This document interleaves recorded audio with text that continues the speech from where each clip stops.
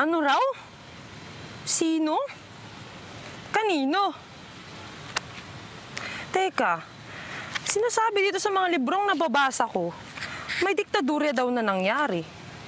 Pero, di naman sinabi kung kanino o sino yung gumawa neto. Kayo ba? Kilala nyo? Ganyan kaya ang mangyayari sa susunod na batch kung tuloy ang babaguhin ng term na gamit natin ngayon? Balita ko kasi balak palitan ng DepEd ang term na diktadurang Marcos into diktadura na lang doon sa kanilang bagong curriculum.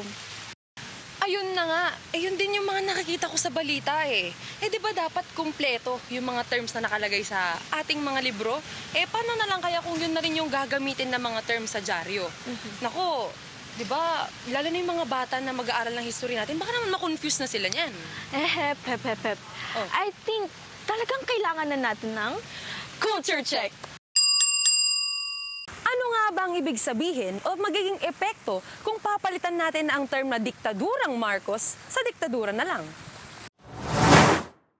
Nitong nakaraan lang, naibalita na mayroong proposal ang DepEd tungkol sa pag-alis ng apelidong Marcos sa term na diktadurang Marcos na tumutukoy sa Marcos regime sa basic education curriculum, partikular na sa mga libro sa elementary.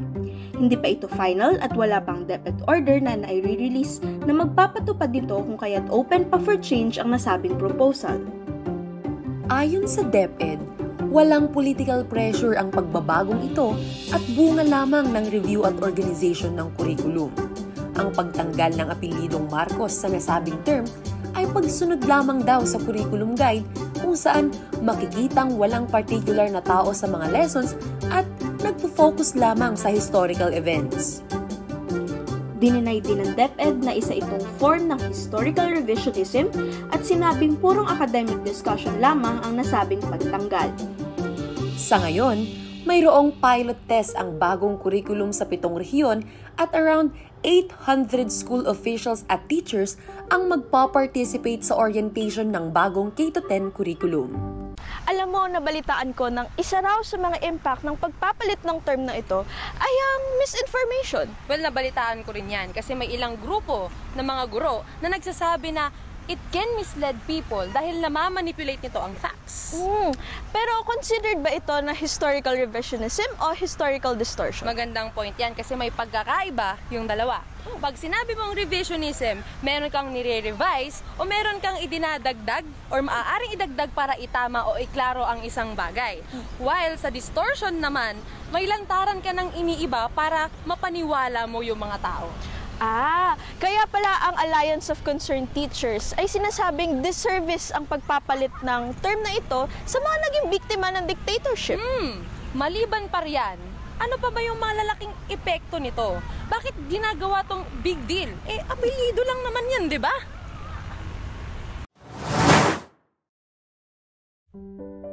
To me, it's a sort of a sanitized revisionism, because tatanggalin lang naman yung pangalan ni Marcos dun sa dictatorial, and they're making the word dictator or dictatorship a loose term, no? But I have always considered that there is always the next step to that. The effect para sa akin also is it's watering down part of our history because say dictatorship lang, it could cover almost anything. Mamaya malalaman mo na lang sa mga history lessons natin because Aguinaldo was considered himself a dictator. Di ba? Tapos, sino pa nga ba yung isa? There was another president who assumed he wasn't called a dictator, but his powers were almost equal to a dictatorship. No? And I feel that would be this revising of the curriculum is only step one. So expect a bigger picture with regards to the changes with these things regarding the Marcos administration. It will happen soon. Yung dictatorship kasi is a historical fact. You cannot change, no? So even if you people, the younger generation did not experience it, no? It is already in the consciousness of the people that this episode happened during the time of President Marcos' father, no?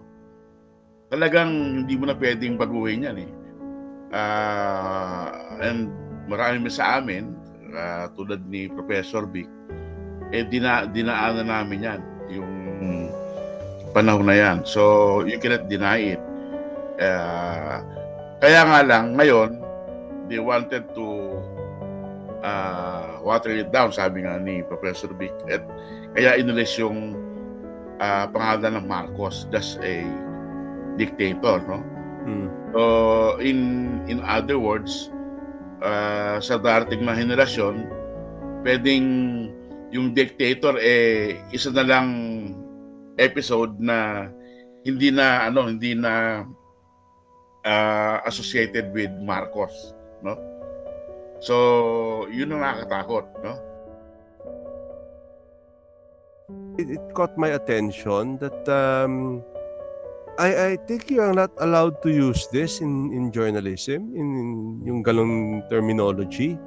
May ano diyan, may issue diyan, no? Kasi sa CNN, I think that was last year. Ayun ang paggamit yung dictator or when making reference to Marcos, no? Sabi nila parang strongman is okay, no? So sa media, they started parang changes in the terminology.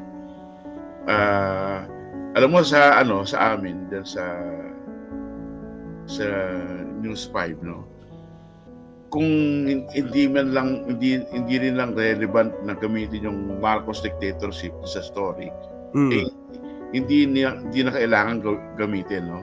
Journalism is based on reporting on established facts, no? I think yung Marcos dictatorship is an established fact. So pwede siyang gamitin talaga. Although not necessarily na gagamitin mo siya lagi, no, when giving context, no, to a story. Pwedeng sinasabi ko na in deference to the president na hindi siya ginagamit na son of a dictator,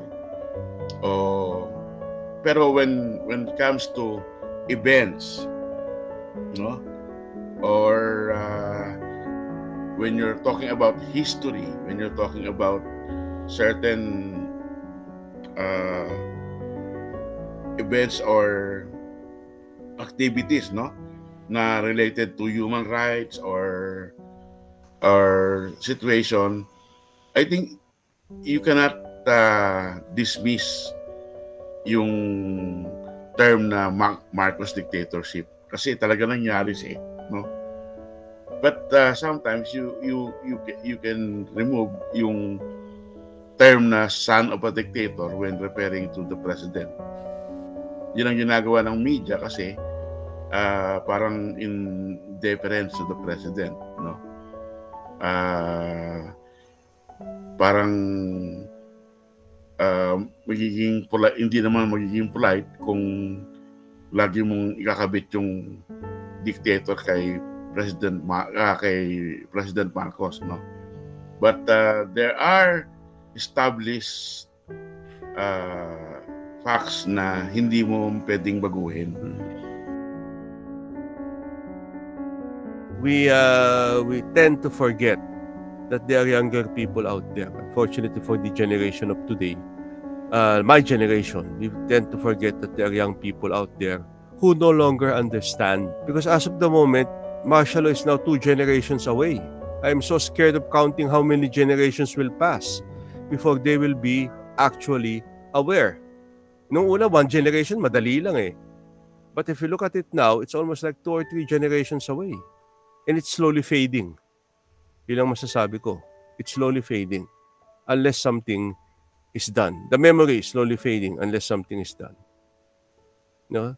Ask yourself, how many of the participants of EDSA and martial law are still alive today? Tingnan mo nga naman mahigit 5 dekada na pala nang mangyari ang martial law sa history natin.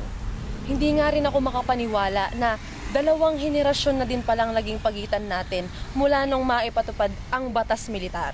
Pero hindi ba't malaking hamon pa rin sa atin hanggang ngayon yung panatilihin yung mga facts pagdating sa mga historical events tulad nito?